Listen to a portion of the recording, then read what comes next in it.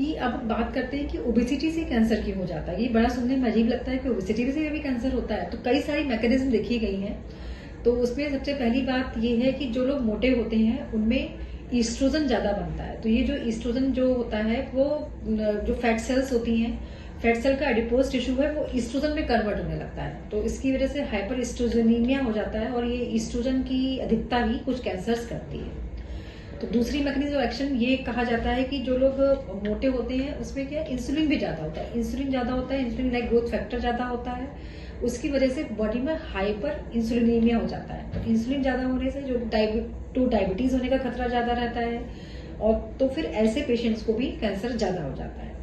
और जो दूसरा मैकेनिज्म ऑफ एक्शन है वो ये है कि जो फैट सेल्स होती हैं, फैट सेल्स होती हैं वो एक तरह से देखा जाए ओबेसिटी क्रोनिक इन्फ्लेमेटरी डिजीज है। तो बॉडी में वो ऑक्सीडेटिव स्ट्रेस करती है और ये जो कैंसर है ये इसी मैकेनिज्म पर आधारित होता है कि इस वजह से भी जो ये कैंसर जो है हो जाता है।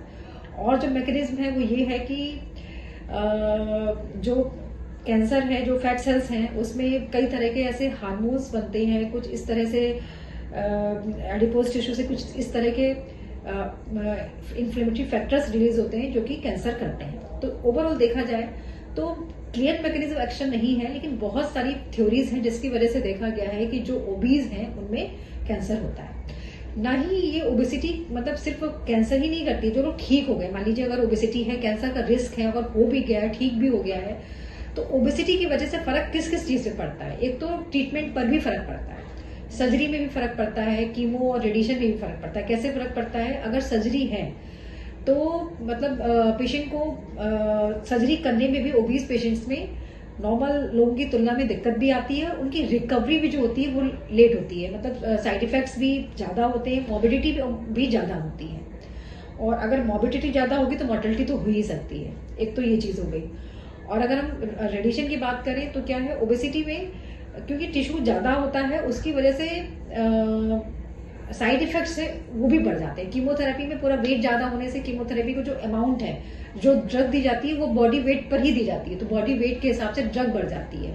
तो दवाई दी जाती है तो भी साइड इफेक्ट बढ़ जाता है। तो मतलब देखा जाए तो ओवरऑल जो ओबीस लोग होते हैं उसमें ट्रीटमेंट की मॉर्बिडिटी बढ़ जाती है। और अगर जब पेशेंट क्योर हो जाता है तो भी रिकरेंस के चांसेस भी बढ़ जाते हैं और बीमारी दोबारा होने के चांसेस जिसको बोलते हैं वो बढ़ जाते हैं।